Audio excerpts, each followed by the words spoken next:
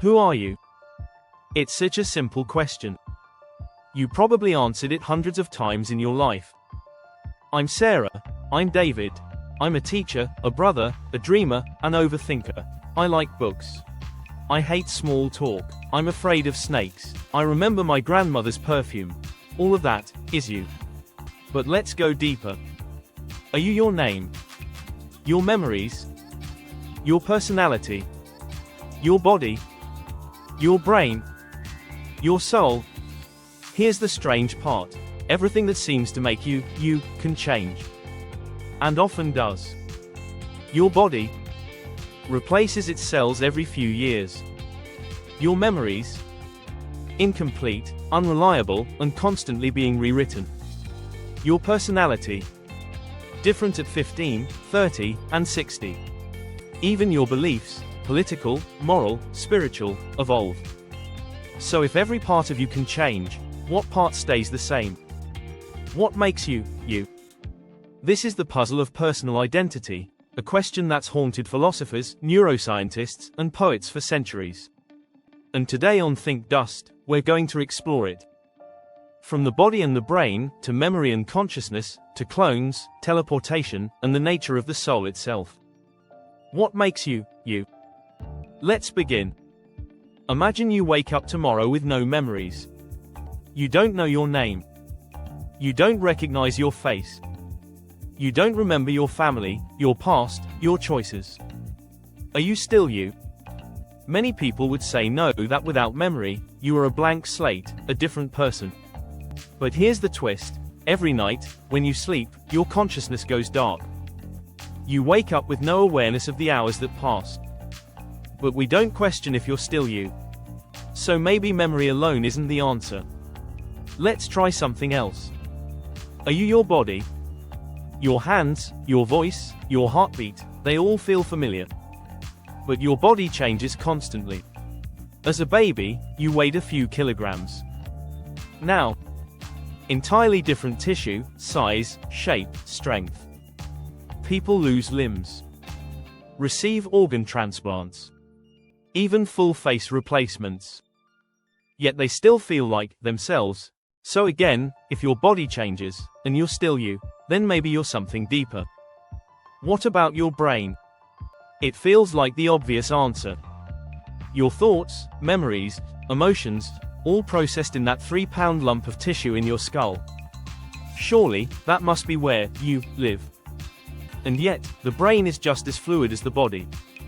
New neurons grow. Synapses rewire. Trauma, disease, or chemicals can completely change a person's behavior, even their moral compass. There are people who woke up from brain injuries with new accents. People with tumors who suddenly became obsessed with art. People with dementia who no longer recognize their own children. So, if the brain can change who we are, can we really say it is who we are? Here's where it gets stranger. Imagine a perfect copy of you is created. Every cell, every memory, every personality trait, duplicated. That copy wakes up and says, I am me. And they'd be right, from their perspective. But you, the original, are still here. Which one is you? If your identity can be copied, was it ever unique to begin with? This is the heart of the teletransportation paradox. You step into a machine. It scans every atom of your body. Destroys the original. Reconstructs you instantly somewhere else. To everyone around you, you are you. But the original is gone. Was that death, or travel? And if you could make 2 copies, which one gets your identity? The one who stayed behind? The one who left? Both? Neither? These aren't just sci-fi questions. They strike at something deep and unsettling. Are you a continuous, unbroken entity, or just a pattern that can be reassembled anywhere? Let's change the frame.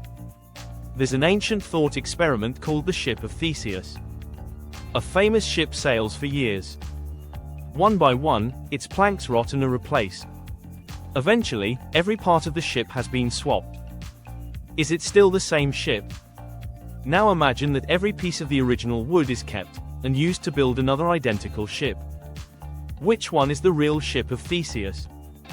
The one with continuity? Or the one with original materials?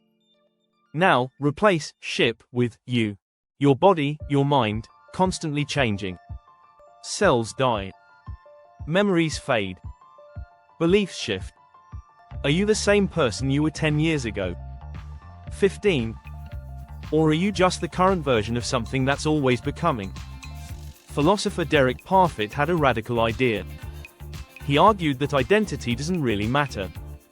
What matters, he said, is psychological continuity.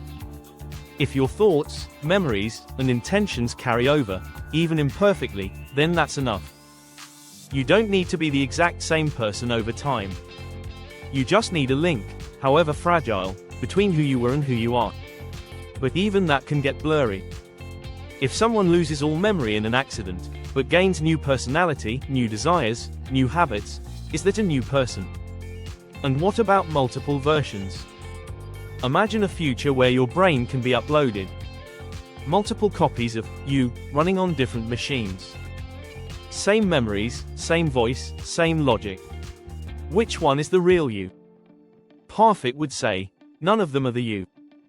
But all of them are still you enough.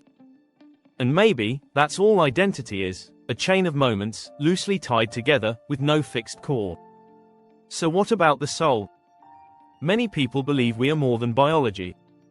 That there is something unchangeable inside us, a soul, a spark, a consciousness that exists beyond neurons and atoms. But even this idea faces hard questions. If the soul is constant, why does personality change with brain injury?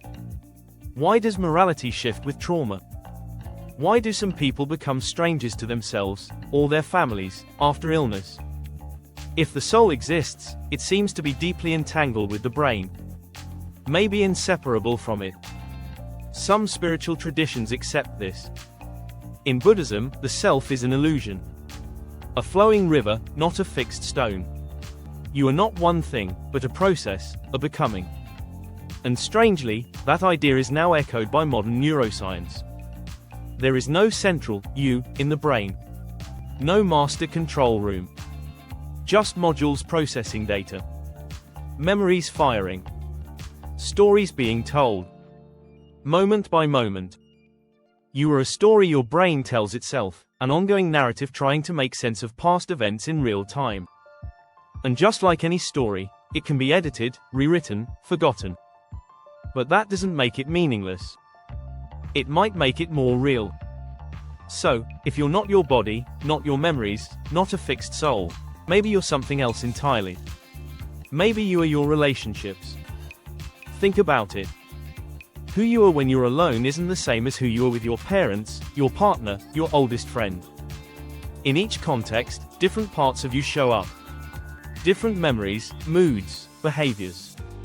So what if your identity doesn't exist in isolation, but only in connection? Maybe you are not a thing, but a space between things. A pattern of reactions, roles, and reflections. A mirror, shaped by other mirrors. Who are you without anyone else to see you? It's a haunting question. And yet, you feel like you're someone. Even when alone. Even in silence. There is a sense, not always logical, but deeply real, that you are. So what do we do with all this? Are you a body? A brain? A story? A copy? An illusion? The answer might be, yes. You are all of it. And none of it. You are the sum of the parts, and more than the sum. A moving target. A work in progress. A person, trying to be. Maybe you don't have to be one fixed thing. Maybe you never were. You change. You evolve. You forget. You adapt. But there's still something that feels like home. That familiar sense of me, even as everything else shifts. That feeling might be the closest thing we get to an answer. So, what makes you, you? Maybe it's not your memories, or your body, or your name. Maybe it's not your soul, your mind, or your choices. Maybe what makes you, you, is the fact that you're asking the question. This is ThinkDust. For more questions you didn't know you had, and answers you didn't expect. Subscribe and join the journey. See you next time.